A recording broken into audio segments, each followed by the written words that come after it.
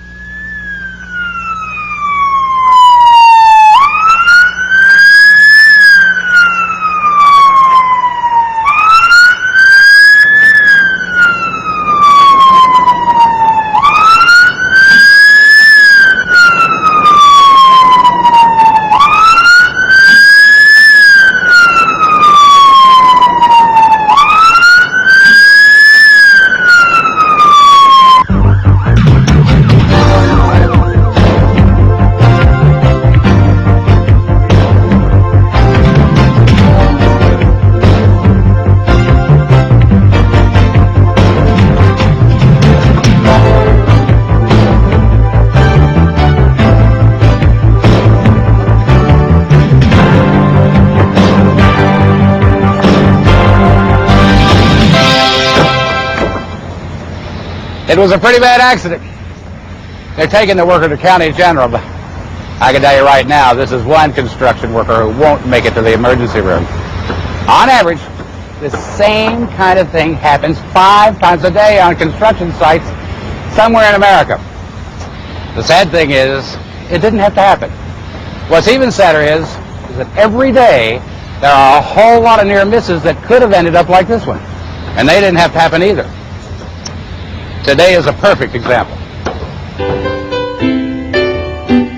Clarence Givens is looking forward to watching his only daughter graduate from high school. You be careful, you be good. Okay. I'll see you. Yes, And don't miss your bus there.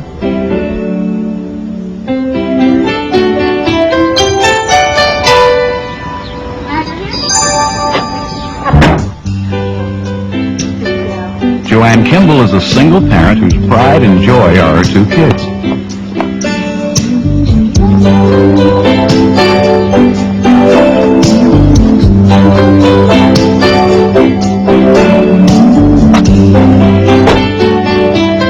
Jorge Martinez is excited about his new job. For several weeks, he's been getting his feet wet as a construction worker. Jorge! Morning, good.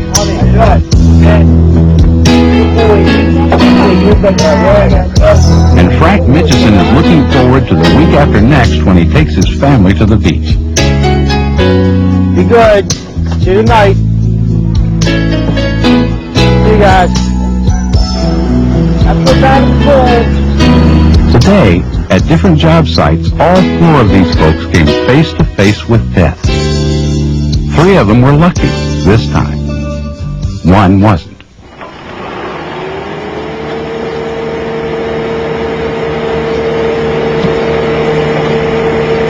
Jorge Martinez and his foreman are connecting a segment of sewer line on a road construction project.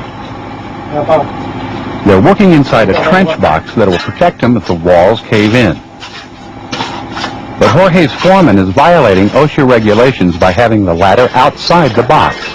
That means they're both taking a risk every time they have to get in and out of the trench.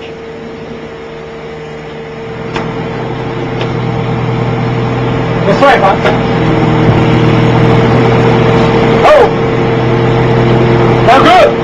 The foreman is getting frustrated. It's taking too long to make the connection. It's tough from this end. So he tells Jorge to go to the other side just for a few minutes, just long enough to clear away some dirt and line up the pipe. He's risking Jorge's life.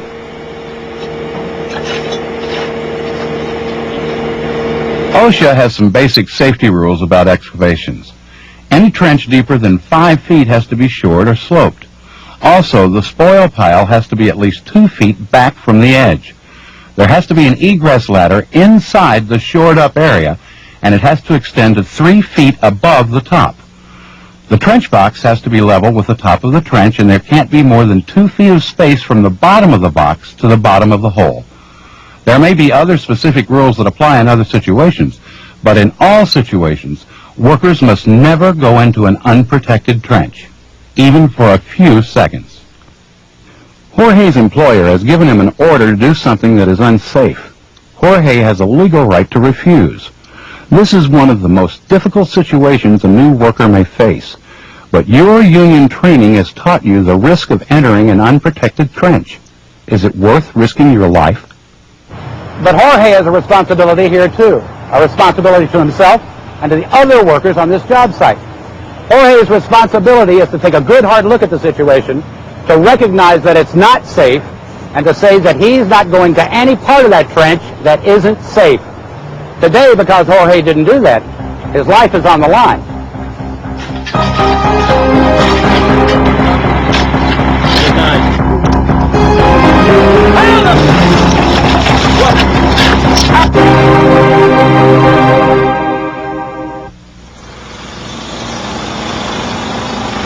Clarence Givens is a signalman. Because drivers of heavy equipment can't see where they're backing, it's Clarence's job to make sure that the vehicle doesn't hit anyone or anything.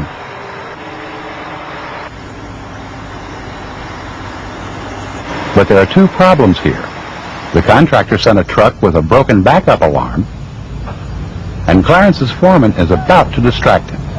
Clarence, when you get done here, I got another truck coming in on the other side of the job. I want you to vacuum in and dump it. Contractors have a responsibility to make certain that everything on a job site meets common sense OSHA safety standards. Signalmen and drivers have a standardized set of signals for communication. The signalman must be positioned to the side and far enough back to see the truck and anything that could cross its path. And the driver must keep visual contact with the signalman. But let's not forget about Clarence, because he has a responsibility in this situation too. Construction is dangerous work. His responsibility is to keep his eyes and ears open at all times, especially when he's helping a truck back up. And because Clarence didn't do that, today just might be his last.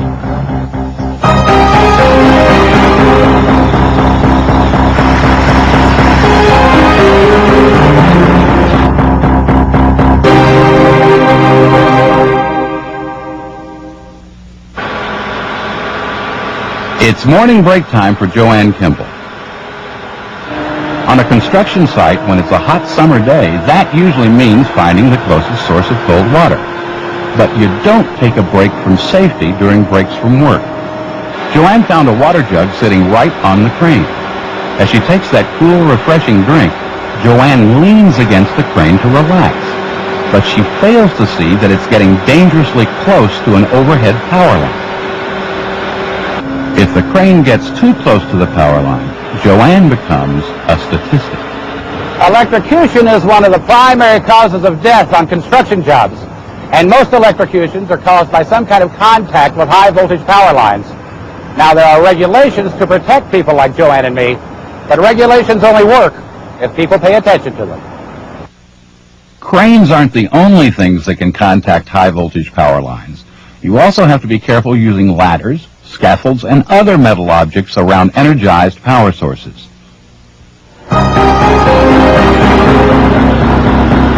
Joanne's employer has not implemented an effective safety program to identify potential hazards like this one. This is a blueprint for disaster.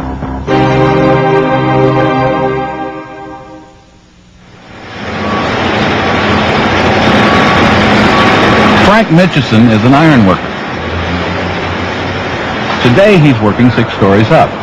His job is to bolt down crossbars. Frank is not as protected as he should be. He should be wearing a body harness.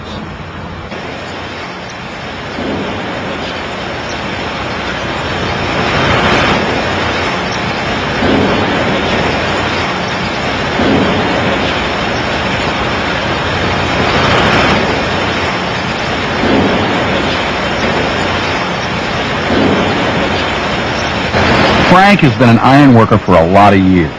Even though working at these heights has become second nature, he's generally pretty careful. But Frank's in a hurry, and this connection looks easy. So, Frank is not going to hook up.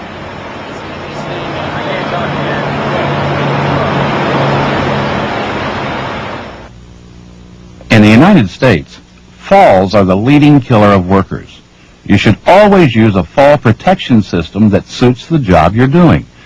And if equipment is involved, you have to know how to use it and maintain it. Your employer must ensure that you are trained. Ask and take advantage of the training. Your union may also offer it. The real shame here is that Frank ties off probably 95% of the times when he should, so he knows better. You just can't cut corners when it comes to safety, and Frank's about to find that out the hard way.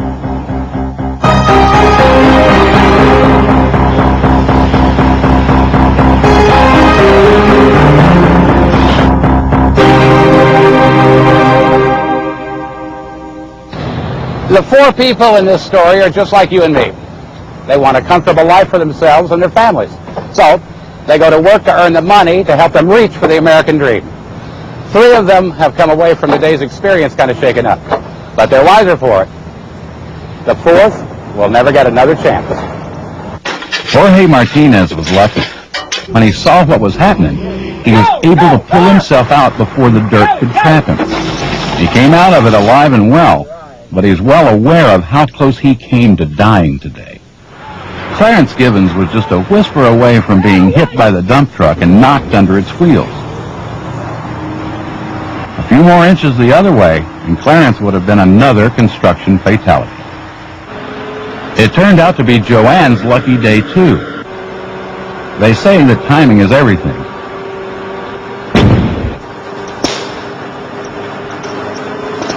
In Joanne's case, timing was the only difference between life and death. Frank Mitchison never had a chance. When he lost his balance, his lanyard wasn't attached, and he fell 6 stories.